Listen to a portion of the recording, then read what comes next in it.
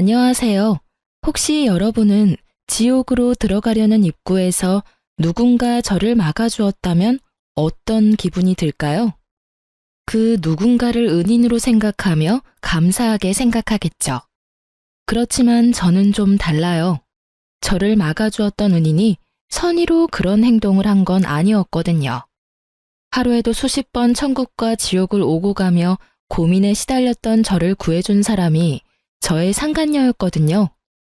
지인들이 제 이야기를 들으면 진짜 잘 됐다며 웃으며 소리칠 정도로 절묘했던 저의 이혼 이야기를 다른 사람들과도 나누고 싶어 글을 올리게 됐네요. 이제 정말로 모든 게 끝났으니까요. 제 이혼의 시작은 직장으로 찾아온 한 사람 덕분이었어요.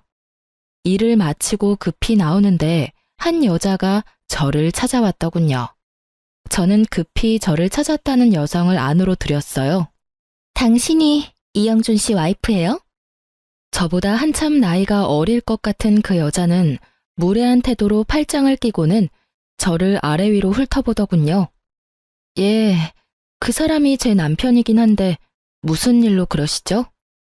사람 많은 데서 할 이야기는 아니지만 당신 남편이랑 빨리 헤어져요. 싫다는 남자 붙잡고 도대체 뭐 하는 거야? 그렇게 매달리면 마음이 다시 돌아가기라도 할 것 같아요. 아줌마 때문에 그 사람이 얼마나 곤란한지 아냐고요. 한눈에 봐도 젊고 예쁜 여자였어요. 개구쟁이 아들 둘과 그보다 더 말을 듣지 않는 남편을 돌보느라 늙어 빠지고 쓸모없어진 제 모습이 초라해질 만큼이요. 솔직하게 말해볼까요?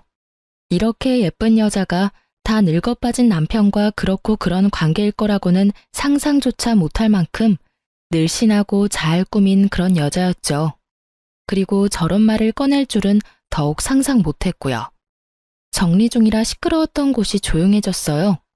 목소리는 얼마나 큰지 직장 동료들이 다 들었거든요.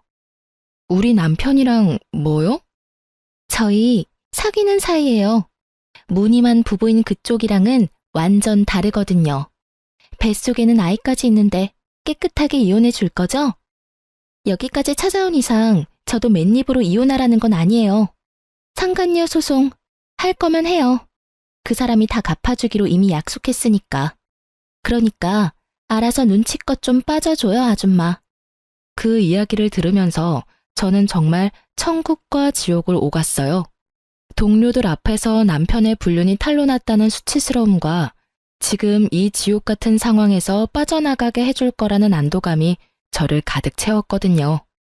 차분하게 생각해보니 도리어 제게 반가운 말이더군요.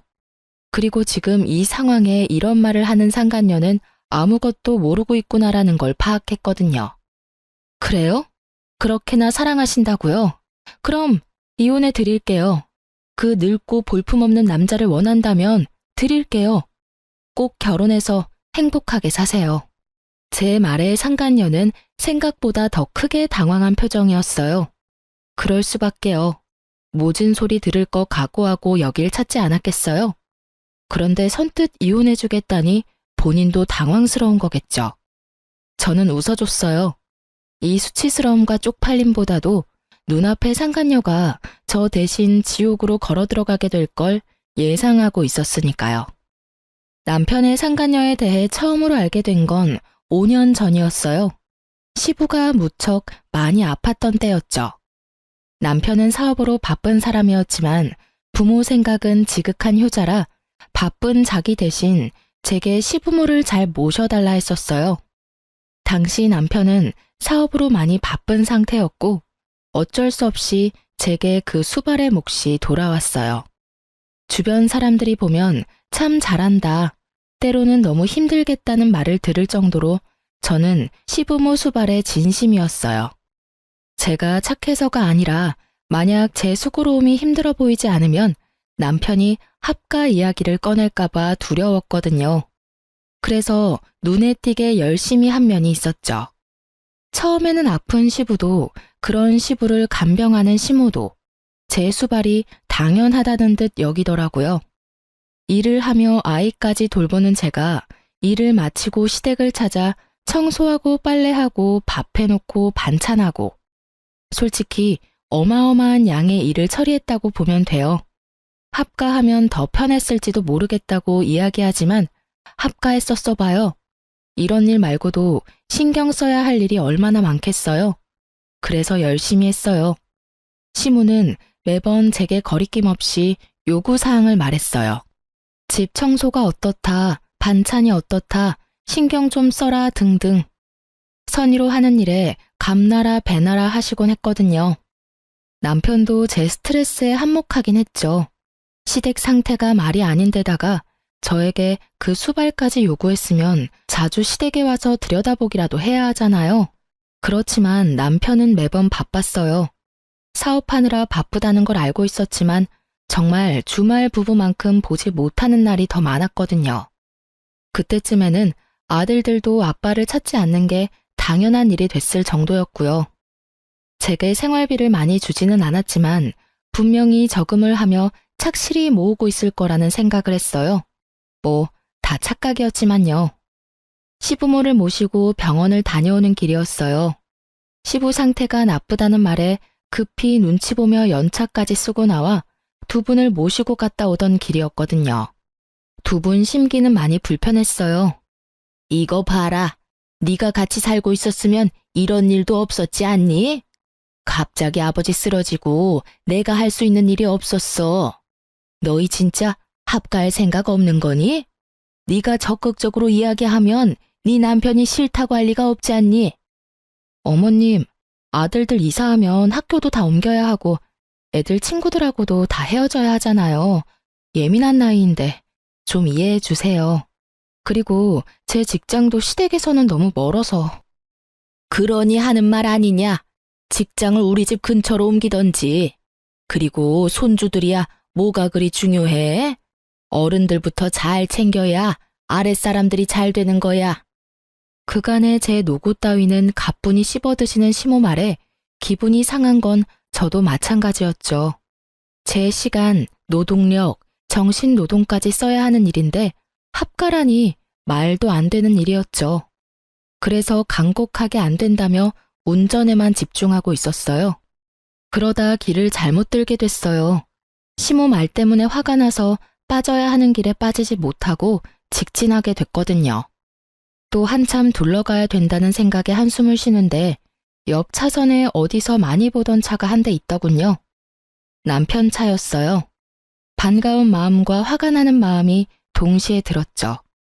남편 때문에 다 이런 일이 일어난 게 아니냐 싶은 마음이 깊은 곳 한켠에 존재하고 있었거든요. 남편에게 급히 전화를 걸었어요. 어디야? 나?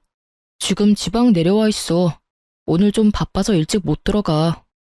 그렇게 말하고 끊더라고요. 제 눈앞에 뻔히 남편 차가 있는데 말이죠. 그 차에 다른 사람이 타고 다닐 일도 없었어요. 워낙 애지중지하던 차다 보니 다른 사람에게 맡기는 걸 본 적이 없었거든요. 저는 뒤에 시부모님이 있다는 걸 알면서도 남편의 차를 뒤쫓았어요. 왠지 모를 싸한 기분이 들었거든요. 그렇게 차가 도착한 곳은 모텔촌이었어요. 그리고 그곳에서 나오는 건 남편과 웬 여자였죠. 얘, 집에는 안 가고 여기는 왜 와?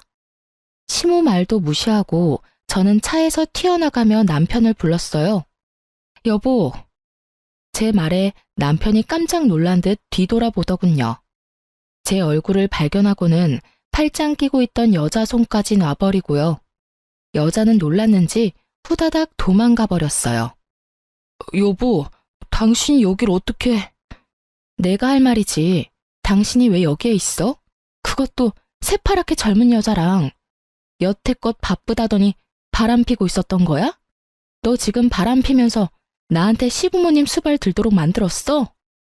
여보, 그게 아니라 저 여자랑은 그냥 잠깐 쉬려고 온 거야. 떳떳하면 도망은 왜 가? 그리고 쉬려면 혼자 쉬지.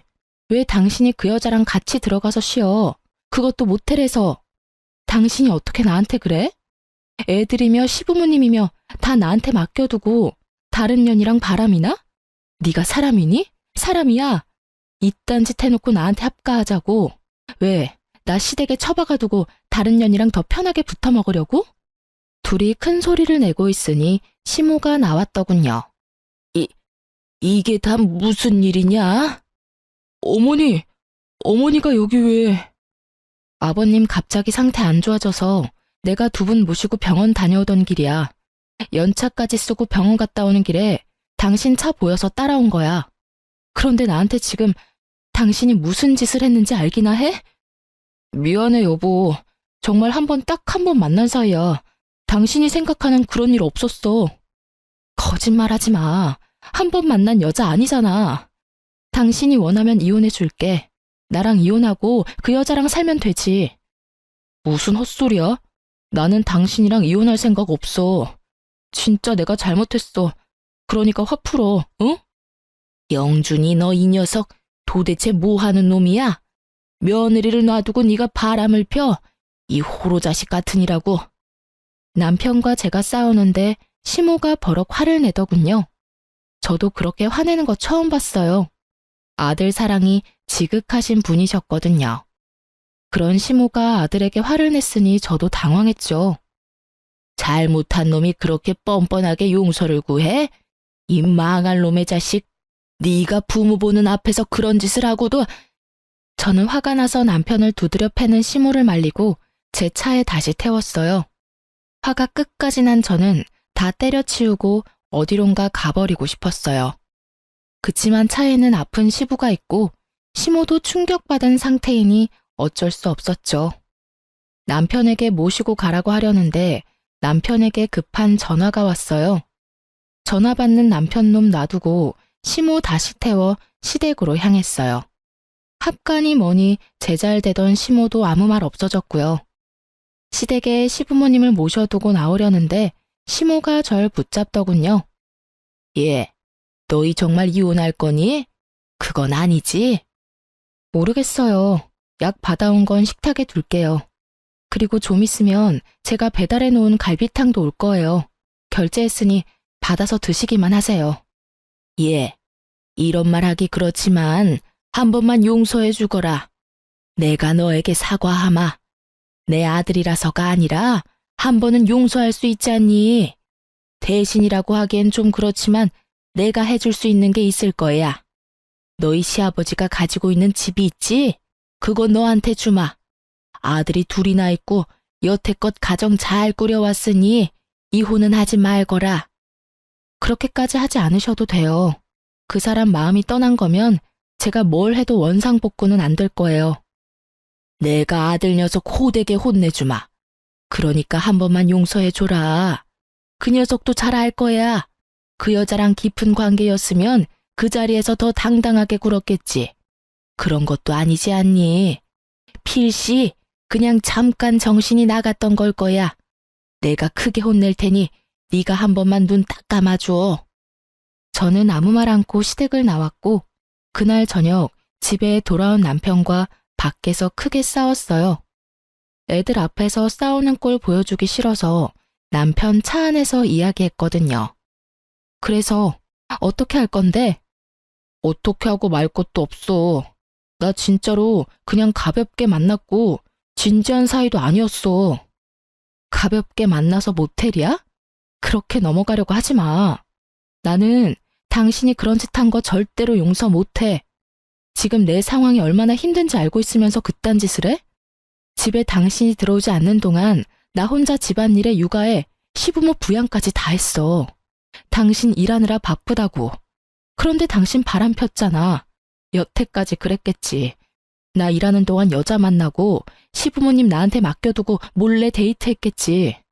난 절대로 그냥은 못 넘어가. 미안하다고 했잖아.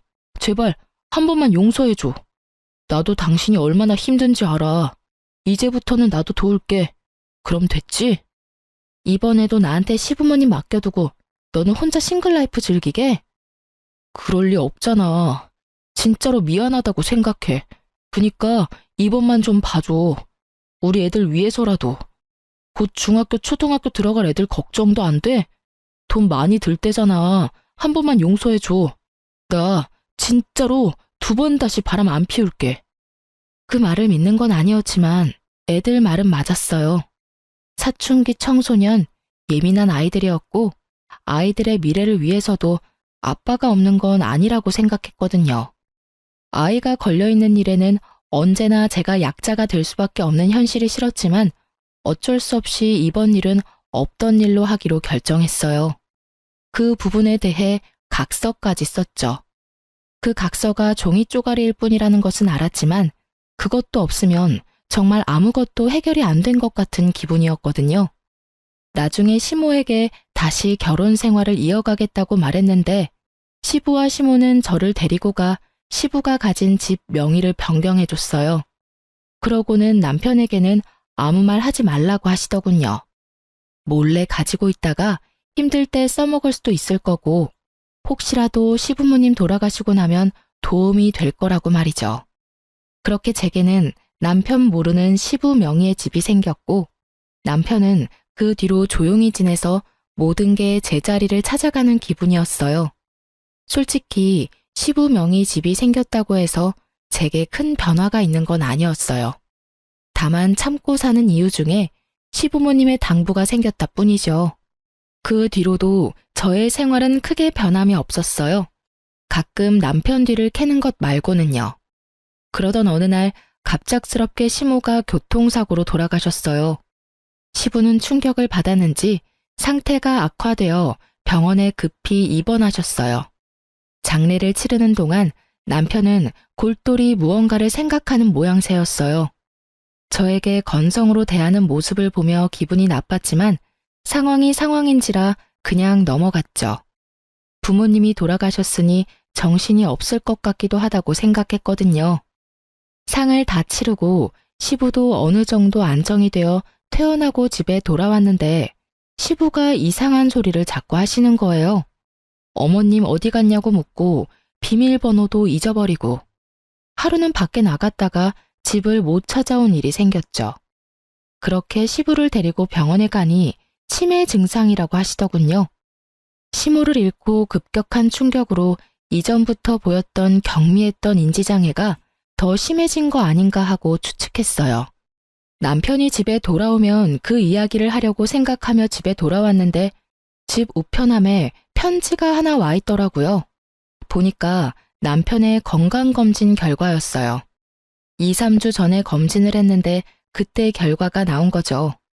저는 아무 생각 없이 우편을 뜯었는데 남편의 간 수치가 좋지 않더군요.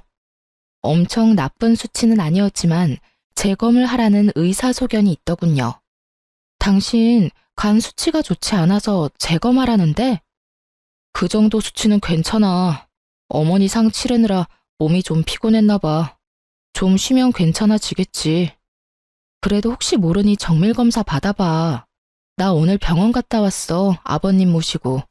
아버님 치매라고 하셨어. 이런 상황에 당신 몸까지 아프면 내가 못 버티니까 꼭 재검 받아. 알았지? 제 당부에 남편이 깜짝 놀라더군요. 시부가 치매라는 사실에 놀란 듯 보였죠. 하긴 얼마 전에는 시모상, 이번에는 시부의 치매 소식까지. 제 걱정이 이해가 되기는 했는지 남편이 이참에 검사 받겠다고 하더군요. 그 주 주말에 남편이 정밀검사를 받으러 갔다 왔는데 한눈에 봐도 얼굴이 영 안 좋았어요. 뭐가 이상이 있는가 보다 싶었죠. 그런데 그 뒤에 남편이 저한테 병원을 같이 가자고 하더군요. 그렇게 남편과 병원을 방문했다가 남편이 간암 2기라는 사실을 알게 됐어요. 의사는 이식이 필요할 수 있다고 말했고 저는 멍해졌어요. 의사의 말을 듣고 있는데 아무것도 귀에 안 들어오더라고요. 점점 멀어지는 목소리에 계속 그 생각만 들었어요. 이제 어쩌나 하는. 아픈 시부는 치매에 걸렸으니 내가 돌볼 수 없다 치더라도 아직 대학까지 갈 길이 먼 우리 두 아들과 남편의 암수발까지 어찌드나 하는 생각만 들었죠. 여보, 나 당신한테 잘한 거 아무것도 없는 거 알아. 그치만 우리 아들들 생각해서라도 간이식 좀 해줘. 아직 이식해야 한다고 확정난 건 아니잖아. 치료 잘 받아. 우선 이식 안 하고 끝내는 선이면 제일 좋지. 저는 선뜻 이식을 해주겠다는 말을 하지 못했어요. 제 몸이 축나면 어린 아이들은 어쩌나 하는 마음이 먼저 앞섰던 것이 사실이에요. 그리고 무엇보다도 이 남자는 저를 배신한 적이 있으니까요. 아마 남편의 외도를 몰랐다면 저는 기꺼이 제 간도 내어줬을 거예요. 그렇지만 이미 한 번의 외도를 겪었으니 고민이 되는 거였죠. 남편은 집에 있는 동안 간이식에 대해 끈질기게 제게 물어왔지만 저는 계속 그 이야기를 피했어요. 그리고 남편은 치료를 위해 병원으로 들어가게 됐고 남은 저는 남편이 항암 치료받고 돌아올 집을 청소하기 시작했죠. 암 환자에게 더러운 환경을 제공할 수는 없으니 깨끗하게 집안을 치웠어요. 남편이 쌓아둔 물건들을 청소하는 중에 너무나 충격적인 걸 발견하고는 그 자리에서 주저앉았어요. 이혼 신고서였어요. 그것도 작성이 되어 있는 신고서였죠. 제가 써야 할 부분만 남겨두고 나머지는 빼곡히 채워진 서류를 보며 저는 이를 악물었어요.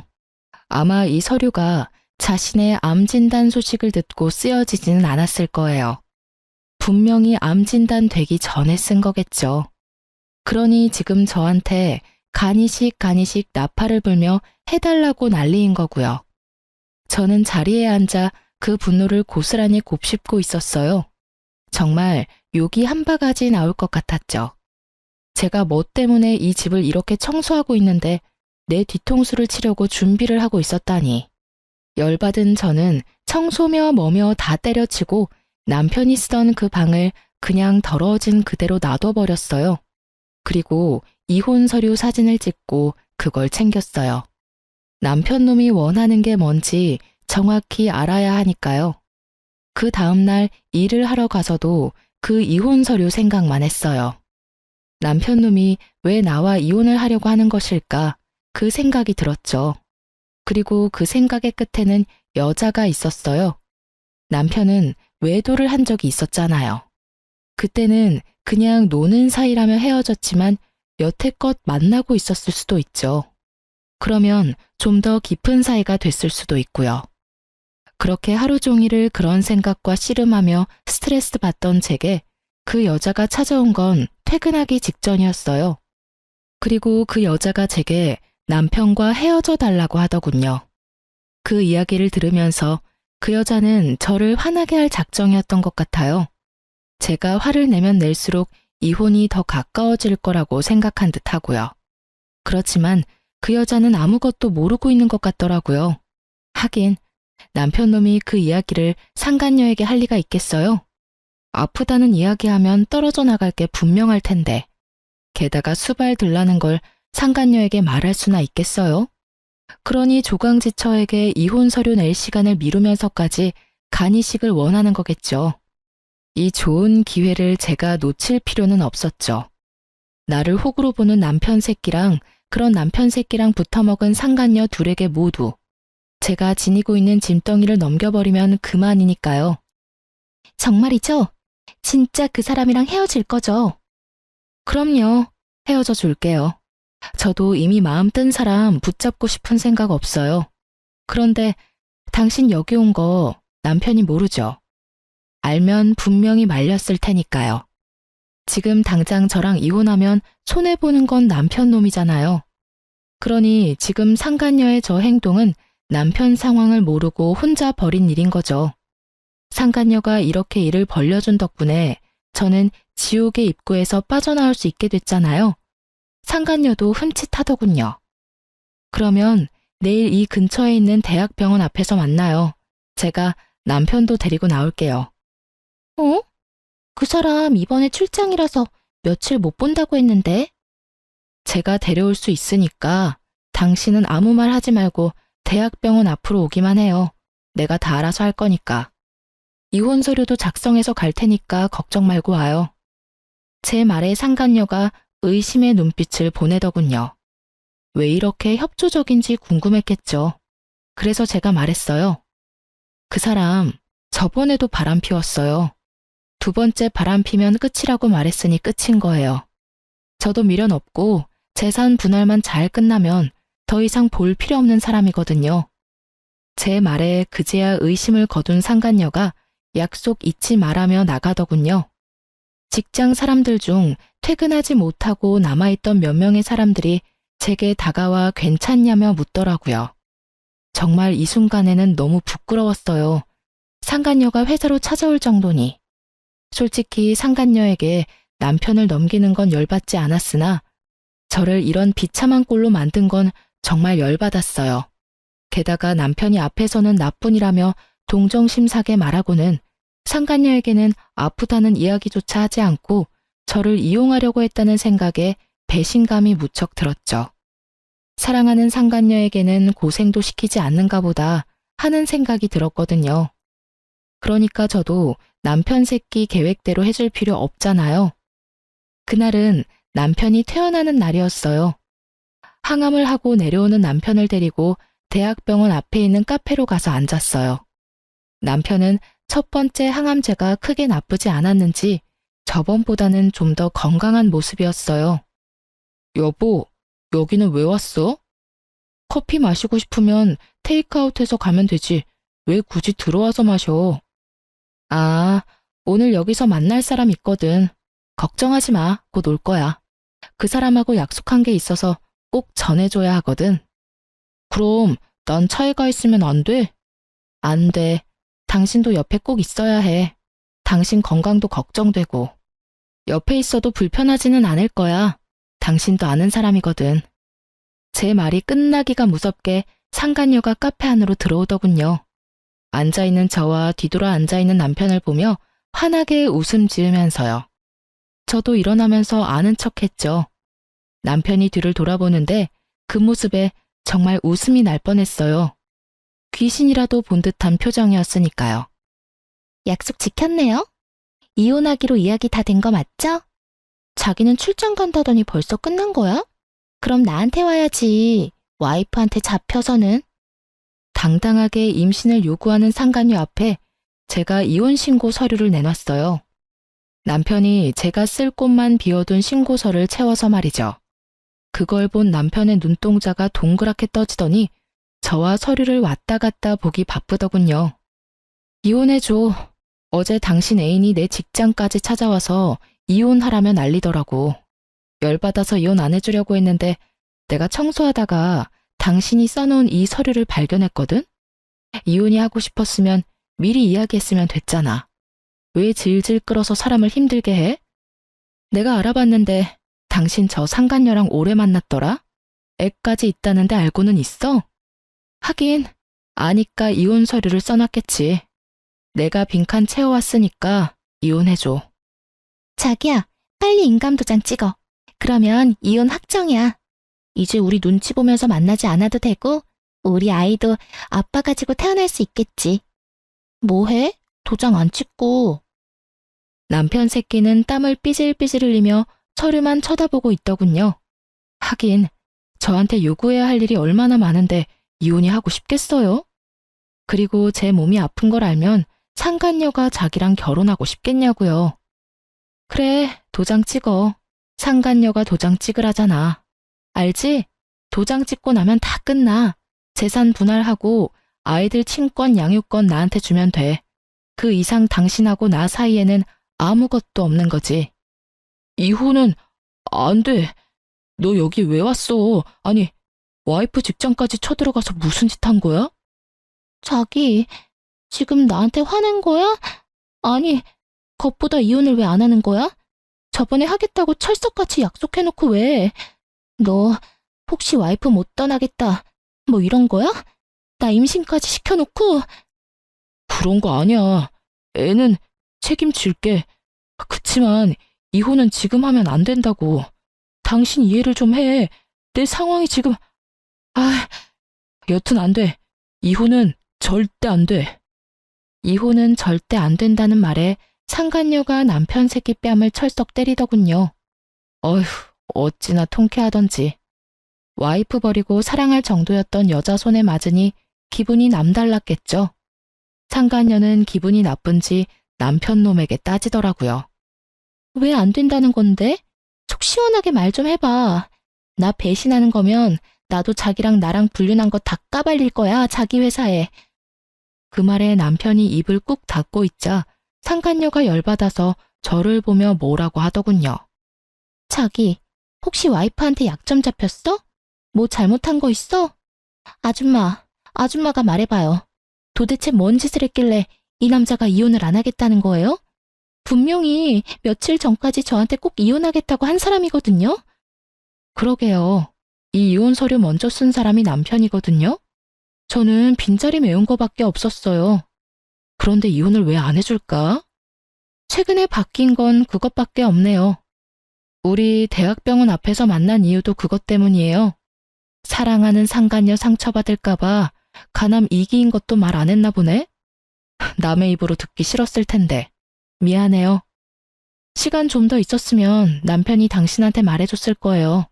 안지 얼마 안 돼서 저한테 간이식 해달라고 끈질기게 요구하고 있었거든요. 전 남편이 예전에 바람핀 것 때문에 간 주겠다고 약속도 못하고 있었는데 잘 됐죠.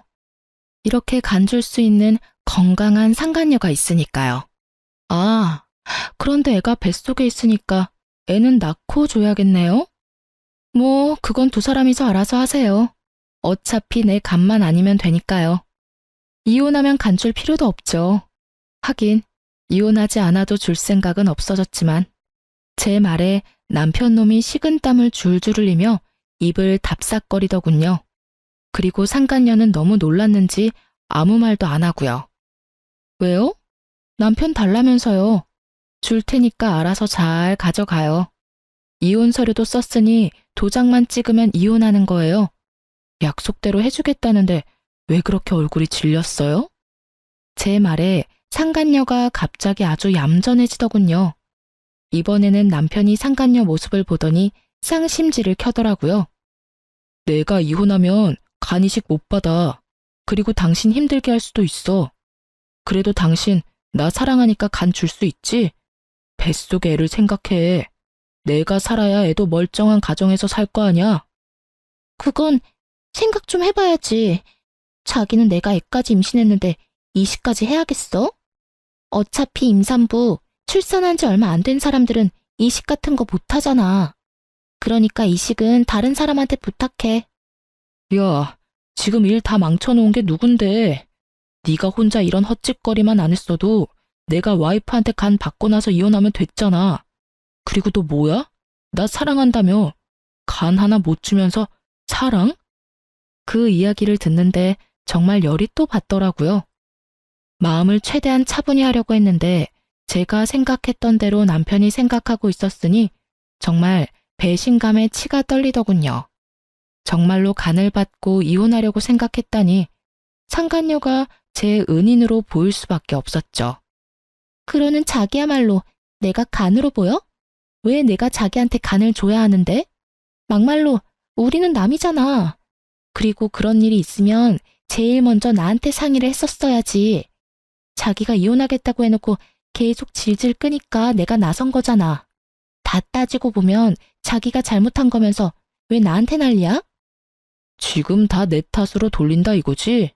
야, 지금 네가 누구 덕에 그만큼 누리고 사는데 그리고 사랑한다며 너 그만큼도 안 되는 여자였냐? 빈말로도 준다고 말 못하는 거냐고. 그러니까 아무 관련 없는 내가 왜 간을 주냐고. 옆에 있는 아줌마한테 간 받으면 되겠네. 네가 다 망쳐놨잖아. 내가 좀만 기다리라고 했지. 하여튼 멍청한 것도 병이지. 둘이서 열심히 서로를 상처주고 까내리며 싸우는 모습을 보니 너무 재밌었어요. 그렇게 사랑에 맞지 않던 두 사람이 간 하나 때문에 이렇게 무너질 줄이야. 견고하게 싸운 것처럼 보여도 사랑이 아니었나 봐요. 끊임없이 서로를 헐뜯으며 까내리는 두 사람을 보며 저는 지극히 평온하게 커피를 마시며 지켜보고 있었어요. 두 연놈들이 지쳐 나가 떨어질 때까지 말이죠. 두 사람은 더 이상의 싸움이 의미 없다 느껴졌는지 금세 씩씩거리며 조용해지더군요. 그때 남편에게 이혼 서류를 내밀었어요. 도장 찍어. 이혼해 줄게. 도장 없어. 여보, 나 진짜로 이혼 안 할 거야. 나 지금 이혼하면 죽는 거 알잖아. 인감이라면 내가 가져왔어. 그러니까 찍어. 그리고 이혼은 당신이 하겠다 말겠다 정하는 거 아니야. 당신은 이미 유책 배우자고 나는 당신 불륜을 이유로 이혼 소송 충분히 가능해. 증거는 차고 넘치잖아. 상간녀 뱃속의 아기가 불륜의 결실인데. 그리고 지금 이혼한다고 당신이 죽을 일은 없어. 지극정성으로 와이프 수발 받으며 치료 잘 받고 물 좋고 공기 좋은 곳에서 살면 분명히 치료 잘 될 거고. 뭔 걱정이야? 이혼하고 당신 와이프 해주겠다는 여자도 있는데. 여보, 제발. 이 여자랑 지금까지 싸운 거 안 보여? 나 당신이랑 헤어질 수 없어. 아들들은 어쩌고, 우리 아들. 다른 아들 생기겠지. 딸인지 아들인지는 모르겠지만. 자식이 하나뿐인 것도 아닌데 무슨 아들 걱정? 그리고 당신이 아들 걱정을 했으면 바람을 피지는 말았어야지. 이미 나랑 이혼할 준비까지 해놓고 아들 핑계 대기는? 내가 아무것도 모르는 년처럼 보이지? 다 알아. 당신의 그 얄팍한 생각이 눈에 보여서 미치도록 짜증난다고. 간? 염치도 양심도 없는 놈아. 그걸 왜 나한테 이야기해? 이혼하고 재혼할 여자한테 부탁하라고. 제 말에 상간녀는 고개를 돌려버렸고 남편 놈은 결국 인감을 찍었어요. 강경한 제 모습에 남편도 당황한 듯 보였거든요. 그리고 상황이 여기까지 왔는데 이혼을 하지 않는 것도 이상했죠. 그렇게 저는 남편과 이혼을 했고 친권과 양육권은 제가 가져오게 됐어요. 아이들은 바람 펴서 이혼하려 했던 아버지를 아버지로 생각하지 않았거든요. 남편이 아픈 것이 불쌍하지 않냐고 생각하는 사람들도 있었어요. 그래도 아픈 사람인데 참고 살아야 한다고요. 그런데 참고 살면 남는 게 뭐죠? 이미 남편의 마음은 제가 아닌 다른 여자에게 있고 새로 태어날 아이에게 있는데 그러려고 이혼까지 생각한 남자에게 제가 뭐하러 미련을 둬요. 두 사람이 치고받고 싸우는 모습에 둘이 헤어진 줄 알았는데 아니더군요. 두 사람이 화해를 했는지 저와의 이혼 후 상간녀와 결혼을 했더라고요. 그때도 콧방귀만 꼈어요. 끼리끼리 똑같은 것들끼리 만나서 얼마나 잘 살겠나 싶었죠. 서로를 상처 주는 말은 결국 가슴에 고스란히 남아있거든요. 그렇게 상처 주고 상처받은 사람들이었으니 온전히 살 수 있을 리가 없다고 생각했어요. 그리고 전 남편의 결혼 소식이 들리고 몇 달 뒤에 전 남편이 제게 울며 전화가 왔더군요. 처음에는 받지 않으려고 했는데 아이들 일일지도 몰라서 받았죠. 여보, 나 좀 도와줘. 이혼한 마당에 내가 해줄 수 있는 일은 없는 것 같은데. 제발, 나 너무 힘들어.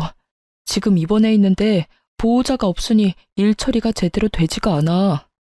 보호자가 왜 없어? 당신 마누라 있잖아. 마누라 찾아야지 왜 엄한 나를 찾아? 그 망할 여자는 여기 없어. 그 여자도 지금 당장 찾으러 가야 하는데 코빼기도 안 보여. 그년이 내 집 팔고는 돈 들고 날랐어. 그게 무슨 소리야? 우리 재산 분할할 때 아버지 명의 아파트가 당신 명의로 넘어간 거 보고는 집에 돈 될 만한 물건 없다고 생각했나 봐. 하긴 없긴 했지. 아버지 사시는 엄마 명의 건물은 대출이 걸려 있으니 돈이 안 될 것 같으니까 우리 집을 판 모양이야. 게다가 내가 공동 명의로 해줬거든. 참 대단한 사랑이다 싶었어요. 그렇게 속내 다 내놓으면서 싸워놓고 공동명의라니. 그렇게 싸워놓고 공동명의? 당신도 대단하네. 그 여자가 나한테 간 준다고 했단 말이야. 나도 그냥 준 거 아니었어. 그것 때문에 준 거였는데 내가 몸 상태가 너무 안 좋아져서 얼마 전에 입원했는데 그동안 내가 죽을 거라고 생각했는지 필요한 거 싹 다 챙겨서 도망갔더라고. 그리고 나 몰래 나 죽으면 보험금 얼마 나오는지도 물어봤다더라. 진짜 징그러운 여자야. 내가 그런 여자한테 정신이 팔렸다니 정말 당신 보기 민망하고 미안해서. 나한테 미안해할 필요 없어. 당신이랑 나 이제 아무 사이도 아닌데 뭐. 그래서 신세한탄 하려고 나한테 전화한 거야? 그건 아니고 나 죽으면 보험금 그 여자가 다 가져갈 건데 당신 그거라도 챙겨야 하잖아. 그러니까 다시 재결합하자 우리. 나도 그런 여자한테 속아서 당한 거고 당신도 한 번만 눈 감아주면 되잖아. 다 끝난 마당에 보험금은 무슨 보험금인가 싶었죠. 그러니까 당신이 나한테 간이식 좀 해줄 수 없을까? 나 그 여자 때문에 스트레스를 너무 많이 받아서 그런지 몸 상태가 너무 안 좋아져서 간이식까지 해야 한다고 하거든. 정말로 사람 하나 살리는 셈치고 나한테 이식 좀 해줘. 나 앞으로 당신 말이라면 죽는 신용이라도 할 테니까. 게다가 우리 애들 생각해서라도. 혼자서 지랄을 하네. 우리 애들 생각하는 거면 더더욱 당신이랑 재결합은 아니지. 애들이 우리 이혼하면서 얼마나 상처받았는지 모르지? 벌써 중학교, 고등학교 들어간 애들이 자기 아빠 불륜인 거 몰랐을까봐? 다 알고 있어. 내가 말하기도 전에 벌써 다 알고 있더라. 인간아, 어떻게 살았으면 자식들한테 바람난 아버지 부끄럽다는 이야기를 들어? 당신이 한 짓이 그런 짓이야. 그러니까 나한테도 애들한테도 절대로 연락하지 마. 알았어? 여보, 나 진짜로 당신 없으면 죽을지도 몰라. 나 혼자서 어떻게 투병 생활을 해. 치료받는 동안 보호자만이라도 되어주면. 진짜 징글징글하다, 당신. 나한테 간 줄 거냐고 악착같이 묻고 다녔을 때 이미 나랑 이혼하려고 생각했던 거 알아. 당신 그런 사람이야. 자기 몸 생각해서 싫은 여자랑도 같이 살 수 있고 아쉬운 소리도 할 수 있고 끔뻑 죽는 신용도 할 수 있는 사람. 나는 여전히 열받아 있는데 뭐가 어쩌고 저째? 재결합. 혼자서 북치고 장구치고 앉았네. 난 절대로 재결합 안 해. 당신 수발 들라고? 내가 왜? 내가 왜 그래야 하는데? 그러고 나서 나중에 또 딴 년이랑 붙어먹게? 그 꼴 못 봐 나는. 그러니까 암 투병 생활 같이 해줄 수 있는 사람 찾아. 그건 한 번뿐이었고 그 한 번 때문에 나는 당신에 대한 신뢰를 다 잃었어. 그러니까 나한테 당신이 죽는다 산다 그런 말 하지 마. 의사가 처음에 그랬지? 치료 잘 받으면 살 수 있을 거라고. 당신이 여기서 매달려야 하는 사람은 내가 아니라 의사라고. 저는 그렇게 말하고 전화를 끊어버렸어요. 불쌍하다며 남편을 옹호하는 사람도 있겠죠. 하지만 저는 잊지 못했어요. 자기 목숨 경각에 달렸을 때 그 여자랑 관계는 유지하면서 저한테 간을 달라고 하고 저한테 암수발을 시키려고 했던 남편을요. 그런 사람인 거예요. 제가 마음이 약해져서 또 받아준다면 또 그런 일이 일어나지 않으리라는 보장이 있나요? 그렇다고 제 동정심이 두 사람의 관계를 회복시켜줄 수 있나요? 아니에요. 절대 그럴 일 없어요. 이미 저에게서 마음이 뜬 사람이에요. 저를 여자로 보지 않는 남자죠. 그런 남자가 제가 간 줬다고 제 옆에 남아있을 리가 없죠. 몸이 좋아지면 또 다른 여자 찾아 떠날 놈이거든요. 그렇게 전화를 끊고 그 뒤로 남편 놈의 이야기는 간간히 듣기는 했어요. 몸이 안 좋아서 하던 일 다 그만두고 백수로 지내면서 조용히 살고 있다고 하더군요. 예후가 나쁘지는 않았지만 그리 좋지도 않아서 계속 현상 유지만 하고 있는 모양이었죠. 도망간 상간녀는 제게 줘야 할 위자료를 토해내고는 도망다니다 결국 남편 놈에게 잡혔다고 하더군요. 정확하게 말하면 남편이 고용한 사람들에게요. 남편이 상간녀를 애가타게 쫓아다닌 이유는 자기 보험금 때문이었대요. 웃기죠? 상간녀는 눈앞에 돈 때문에 집 팔고 도망가면서 일부러 이혼은 해주지 않았대요. 죽으면 보험금이나 재산이 자기한테 넘어올 거라고 생각했나 보더라고요. 또 그걸 두고 볼 수 없던 남편이 악착같이 상간녀를 쫓아다녔으니 결국 두 사람의 재혼은 이혼으로 끝을 맺었어요. 그럴 거 뭐하러 그렇게 둘이 붙어먹으면서 사랑 노름이나 했는지.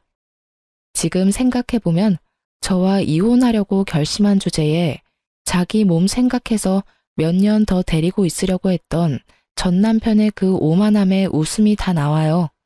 그리고 이 기회를 빌어 상간녀에게 아주 고마운 마음을 전하고 싶네요. 지옥문까지 걸어갈 뻔했던 거 구해줘서 고맙다고요. 그리고 나 대신 지옥길 걸어가줘서 고맙다는 말도요. 그때 기억 떠올려서 쓰다 보니 길어졌네요. 한 번 배신한 사람에게 두 번은 너무 쉬운 일이에요. 그러니까 배신당했다면 뒤돌아보지 마세요. 저처럼 지옥문 앞까지 갔다 돌아올 수도 있거든요. 제 사연 들어주셔서 감사합니다.